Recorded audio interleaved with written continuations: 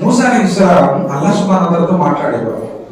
సాల మూసా రబ్బహు అన్ సిద్ది హిసాలిన్ కాన యదున్ను అన్నహా లహు ఖాలిసా యుసబ్బిహు లం యకున్ మూసా యుహిబ్బుహా.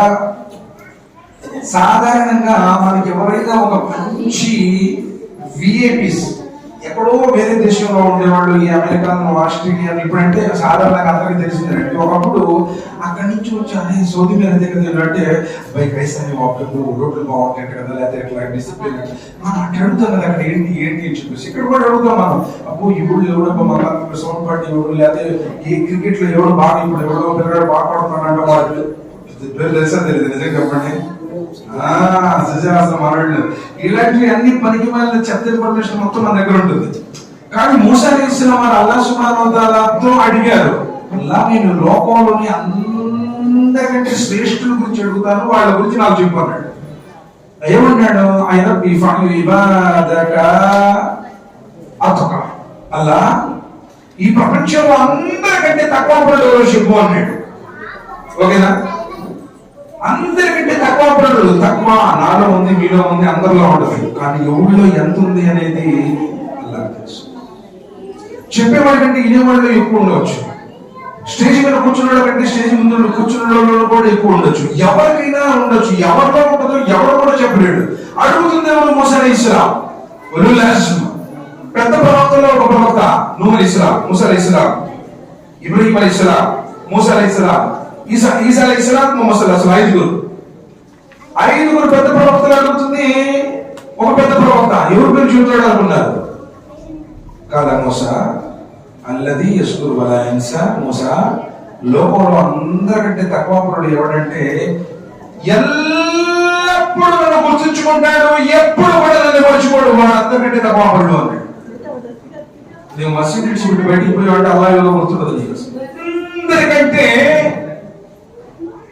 భక్తి పరుడు ఎవరంటే ప్రతి విషయంలో నచ్చోడు. మసీదులో ఉన్న సంగతి గుర్తుంచుకోవాలి, చీకట్లో ఉన్న గుర్తుంచుకోవాలి, పెళ్లి సందర్భంలో గుర్తుంచుకోవాలి, చచ్చిపోయే సందర్భంలో ఎవరు ఇంట్లో జనాజా ఉంది అప్పుడు కూడా, ధనవంతులుగా ఉన్న స్థితిలో, పేదరికంగా ఉన్న స్థితిలో, ఎక్కడ ఉన్నా ఏ స్థితిలో ఉన్నా నిన్ను పుట్టించినటువంటి సృష్టికర్త నిన్ను చూస్తున్నాడు, గుర్తుంచుకో. ఏ సమయంలో కూడా మర్చిపోకు, ఏ క్షణంలో కూడా మర్చిపోకు. వీడు అందరికంటే భక్తి పరుడు అని చెప్పాడు. అల్లాహ్ ప్రపంచంలో అందరికీ నువ్వు హిదాయత్ ఇచ్చావు కదా, అందరికంటే ఎక్కువ హిదాయత్ ఎవరికి ఇచ్చావు అన్నాడు. ఏ ప్రవక్త పేరు, ఏ సహబాల పేరు, ఏ పుణ్యాత్ముడి పేరు, గతించినటువంటి ఎవరి పేరు వచ్చిందనుకున్నాడు. కానీ అల్లాహ్ అక్కడ కూడా మళ్ళీ క్యారెక్టర్ చెప్పాడు. అల్లదీ యత్తబిఉల్ హుదా. మూసా ప్రపంచంలో అందరికంటే ఎక్కువ హిదాయత్ ఎవరికి ఇచ్చానంటే ఎవరైతే నా ఆదేశం విన్న వెంటనే వకాలు సమీన మతాన నేను ఆచరిస్తున్నాను శిరసా ఉంచేవాడు. నువ్వు వింటావు, తెలుసు గిరకల కింద ప్యాంట్ చేయకూడదు, ఇంత వెడికి నువ్వు రోడ్డు తప్ప మరో పని చేయాలి. నీకు తెలుసు గడ్డం కట్ చేయకూడదు అని తెలిసి గడ్డం కట్టేస్తావు. నీకు తెలుసు వడ్డీ తీసుకోకూడదు, తీసుకుంటావు. కట్నం తెలుసు తీసుకుంటావు. మొత్తం తెలుసుకోవడం నువ్వు తీసుకుంటావు. ఇదైతే మన జీరో అయింది చూడ.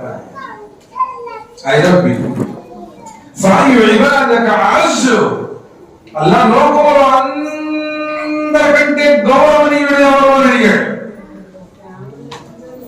అందరికంటే గౌరవనీయుడు ఎవరు అని అడిగాడు. ఎంతో మందికి గౌరవం కదా కూడా, ఇజ్జత్ వాళ్ళేమో ఫ్యామిలీకి అందరూ పోతే ఇజ్జత్ వాళ్ళు అంటాం కదా. ఐ రబ్బి అప్పుడు అన్నాడు అల్లాహ్ సుబ్హానహు వ తఆలా, ఐ మూసా అల్లది ఇదా కదర గఫరా.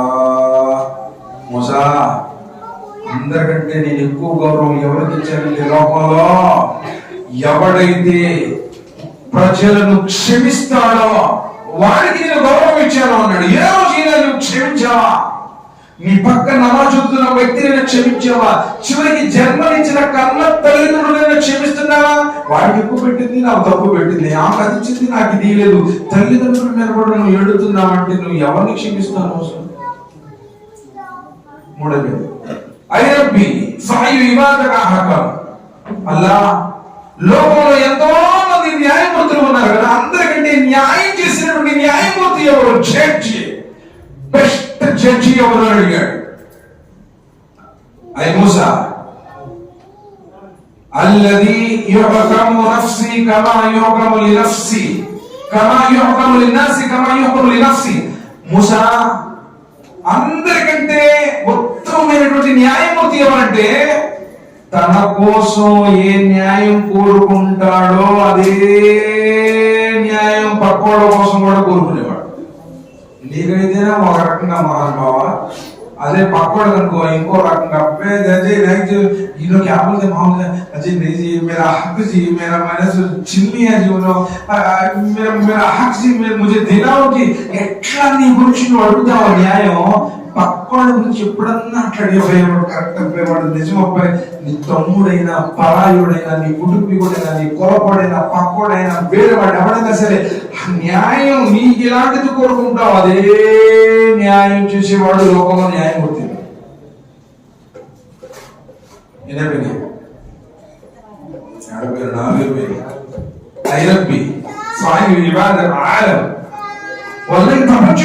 అందరికంటే జ్ఞానవంతుడు ఎవరు అడిగాడు. జ్ఞానం మామూలు విషయం కాదండి. మూసా అలైహిస్సలాం వారు అల్లాహ్తో మాట్లాడేవారు. అలాంటి మూసా అలైహిస్సలాం వారు హిజ్ర్ అలైహిస్సలాం దగ్గరికి వెళ్ళి జ్ఞానం సూరతుల్ కహఫ్ మీరు చదివామంటారు. చదువుతారా? నిజంగా చెప్పండి, ఎంతమంది సూర్య కహఫ్ చదువుతారు? జుమా రోజు ఎంతమంది సూర్య కహఫ్ చదువుతారు? చాలా బాధట్లేదు సార్. మన సూర్య కహఫ్ చదవకపోతే మీరు జన్నతులు ఎట్లా? సరే, సూర్య కహఫ్ ఏం చెప్తాడంటే ఏళ్ల తరబడి నడవ వచ్చినా సరే నేను ఎంత నుంచి వెళ్ళాడు తన సేవకుడు తీసుకుని అంత పెద్ద ప్రవర్తకి నుండి నేనేంటి నా ఆరంభ వ్యక్తి దగ్గర జ్ఞానం నేర్చుకుని అనుకోలా. నువ్వు వెళ్ళిపోగలవు నా దగ్గర జ్ఞానం నేర్చుకుని నీ సహనం లేదు. గురుగారు నేను నన్ను సహానుభూతిగా చూద్దాను, నువ్వు ఉండలేవా వెళ్ళిపో అన్నాడు. అంత పెద్ద ప్రవర్త జ్ఞానం అది. యష్మఉ ఇలా ఇల్మనాసి లా యష్మఉ ఇల్మనాసి ఇలా ఇల్మి. ఎవరైతే తన దగ్గర ఉన్నటువంటి జ్ఞానంతో సంబరపడిపోకుండా సంతృప్తి చెందకుండా జ్ఞానాన్ని అనునిత్యం నేర్చుకుంటూనే ఉంటాడు, ప్రజల వద్ద నుండి జ్ఞానం నేర్చుకుంటూనే ఉంటాడు, అతడు అందరికంటే జ్ఞానవంతుడు. నిజం. అహ్మద్ బిన్ అంబర్ వారి గురించి వస్తుంది. వయసు పెద్ద పడిపోయింది, కళ్ళ చూపు మందగించిపోయింది. అన్నారు, అయ్యా మీరు ఇంకా కళ్ళు కూడా కనపడలేదు కదా, ఇంకా ఎందుకు చూస్తా ఉన్నారు, మీకు బాధిస్తుంది కదా అంటే, నా కోరిక ఏంటంటే నేను చచ్చిపోయేటప్పుడు అతిశ గ్రంథం నా గుండెల మీద ఉండాలని, మృత్యుతో వచ్చినప్పుడు దాన్ని చదువుతూ ఉండాలని, ఆ స్థితిలో నేను అల్లా దగ్గర హాజరు కావాలని, అల్లా దగ్గర చెప్పాలని, అల్లా నేను మరణించే సమయంలో కూడా జ్ఞానార్జునుడు ఉన్నాను చెప్పుకోవాలని నా కోరిక అన్నాడు. నువ్వు 4 సూరాలు కూడా నేర్చుకోలేదు, చిన్నప్పుడు నేర్చుకుని నాపైన వల్ల సరే ఇంకా 2-3 ఉడుకుల వల్ల ఇంకోటి వచ్చు. ఇంకా అంతే భయ్ 2 సూరా ఎత్తు మన నమాజ్ హోజాతని వాడు కూడా చెప్పాడు. ఆ 2 సూరాలు నేర్చుకోవడం మసీద్ వాడి మీరు వాడి ఇంతమంది సూరా నేర్చుకున్న పాపాన్ని పోవాలి. ఈ విధానం మనకి అల్పమైన విధానం. సరే, దాని తర్వాత ఐ రబ్బీ ఫాయు ఇబాదక ఆగన్నా. అల్లా ప్రపంచంలో అందరికంటే ధనవంతుడు ఎవరు అన్నాడు.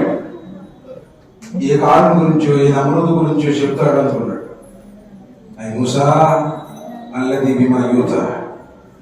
ఎవడైతే తన దగ్గర ఉన్న దాంతో సంతృప్తి చెందుతాడో వాడే ధనవంతుడు. ఒకడికి పెద్ద లోయ నిండా బంగారం దొరికితే వాడి మనసు ఏమనుకుంటుందంటే, అబ్బో 2 నిండా కూడా దొరికితే బాగుంటుంది, ఇంత వస్తే నాకు చాలు భయ్ అల్హమ్దులిల్లాహ్. మనస్ఫూర్తిగా ఎప్పుడన్నా అసలు వ్యాపారం ఫుల్ టైట్ కదా, వాళ్ళే ఇప్పుడు టైట్ అయిపోతుంది. ఇప్పుడు మనస్ఫూర్తి శుభ్రత చేయడు వాడు ధనవంతుడు. ధనవంతుడు ఇట్లానే ఒక షాప్కి వెళ్ళాము, పెద్ద షాపింగ్ కాంప్లెక్స్ అది. ఎత్తాడో నేను పంతాను అనుకున్నాను. 2 నుంచి రాస్తున్నాను. కోటీశ్వరుడు ఆ కింద పని చేస్తాడు, రోజు నెలకు 15,000. ఆడు 10,000 రాశాడు. వీళ్ళిద్దరు ధనవంతుడు బాబా, అంతే కదా, అర్థమైందా? కాబట్టి ధనవంతుడు బిమా యూత जो अल्लाह सुब्हानहू तआला दिया मुतमईन अल्हम्दुलिल्लाह. ఇంతమందికి అడిగాడు మూసా అలైహిస్సలాం. అప్పుడు అల్లాహ్ సుబ్హానహూ తఆలా మూసా అడిగాడు, ఇంకో ప్రశ్న కూడా అడిగాడు. అప్పుడు అడిగాడు, ఐ రబ్బీ ఫాయు ఇబాదక అఫ్కర్. ఈ ప్రపంచంలో అందరికంటే దరిద్రుడు పేదోడు ఎవరు అని చెప్పాడు. అల్లదీ సాహిబున్ మన్పస్. ఎవడైతే ఎంత ఉన్నా సరే తృప్తి లేదో వాడి ప్రపంచం అందరికంటే నిష్ఠ దరిద్రుడు, వాడు ఎంత తిన్నా కడుపు నిండినటువంటి పరగడిపే వాడిది, ఎంత తిన్న క్యాలు చేయాలి అల్హమ్దులు ఏ రోజు అన్నాడు. ప్రతి సందర్భంలో కూడా నాశుకర్ ఉన్నత సంతృప్తి చెందడు.